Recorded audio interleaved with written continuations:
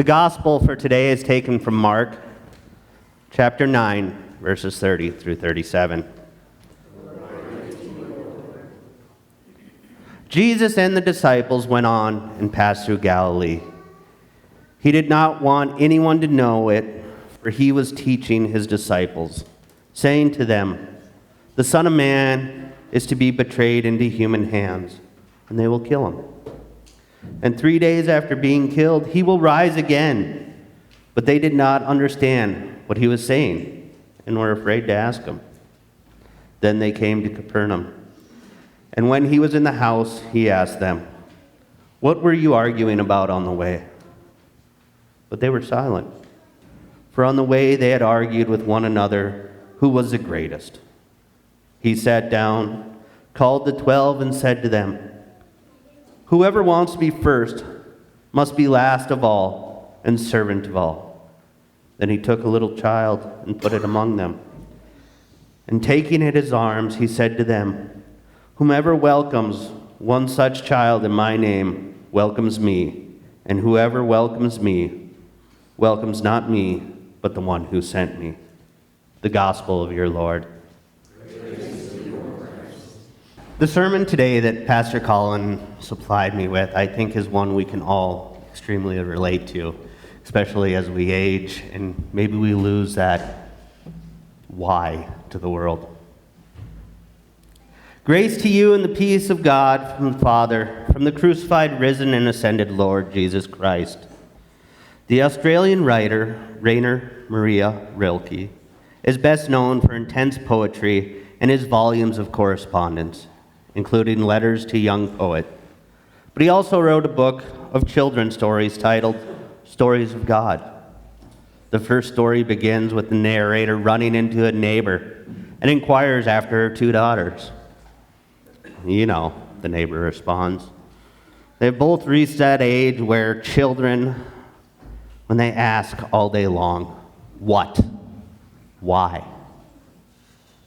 They're right straight through the night. Yes, the narrator responds, there is a time. But the neighbor takes no notice. And not just questions, such as, where does the horse car go? How many stars are there? And is 10,000 more than a many? Quite different things as well. For example, does God speak Chinese too? And what does God look like? Always everything about God. But that's something we ourselves don't know about. No, of course we don't, the narrator agrees, though we can have our guesses. Asking questions is one of the ways we learn about the world and the people around us. And while children are notorious for asking questions, something tends to happen to many of us, if not all of us. As we grow and learn, we become hesitant to ask our questions. We all probably had a teacher at some point that said, "The only stupid question is the one you don't ask." It's one of my favorite phrases.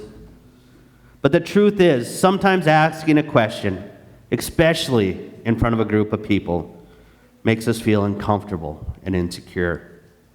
In today's gospel, we hear the second of 3 so-called passion predictions that Jesus makes to his disciples.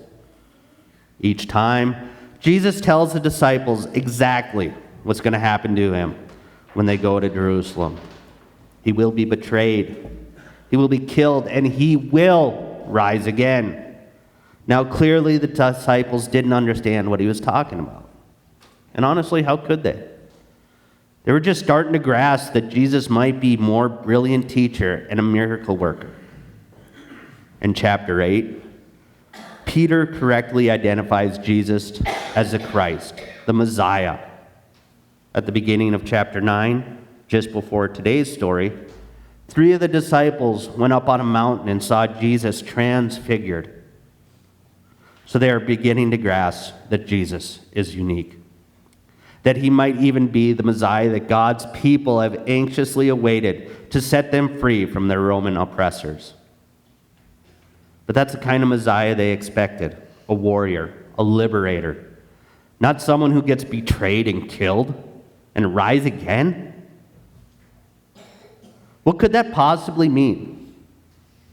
The disciples must have been filled with questions, but they were confused and afraid, and justly so. And so in their fear and anxiety and uncertainty, they kept quiet. They didn't ask Jesus what his prediction really meant. The science fiction writer Theodore Sturgeon was a fierce believer in the power of questions.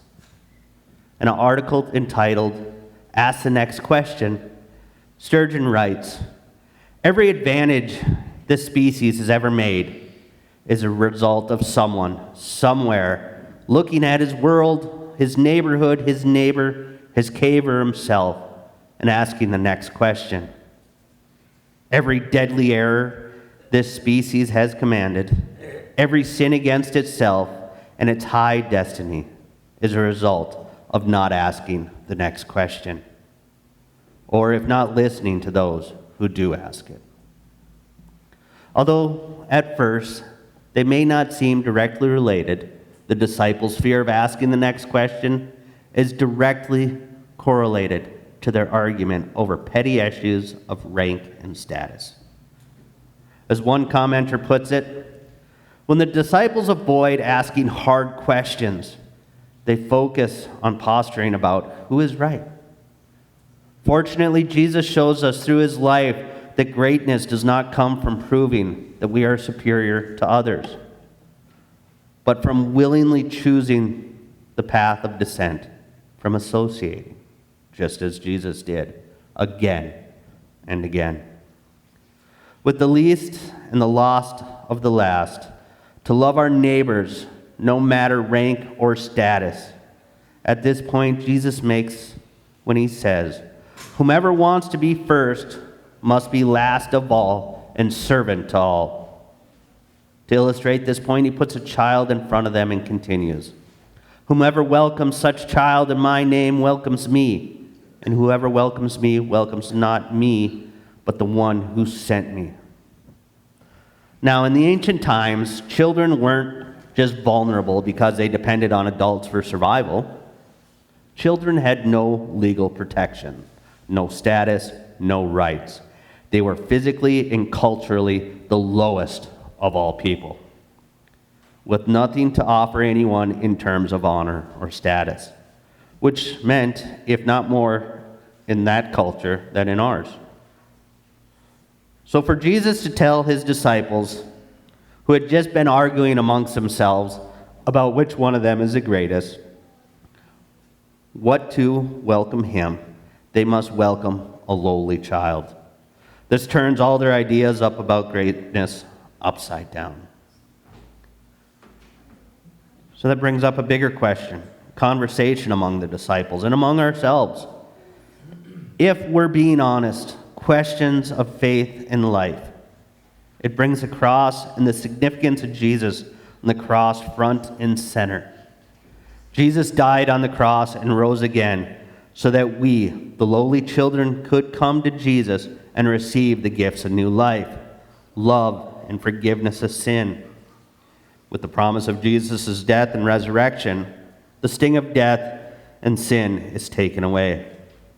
The questions of faith are answered through the cross. If only the disciples knew, they may not have been so afraid to ask the questions. The author Kelly Coring once attended a work dinner and sat next to a small older man in an ill-fitting blazer.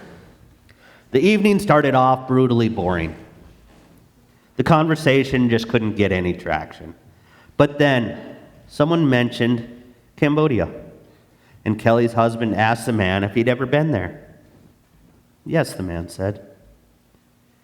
He'd been there after spending several years as a political prison in Madagascar.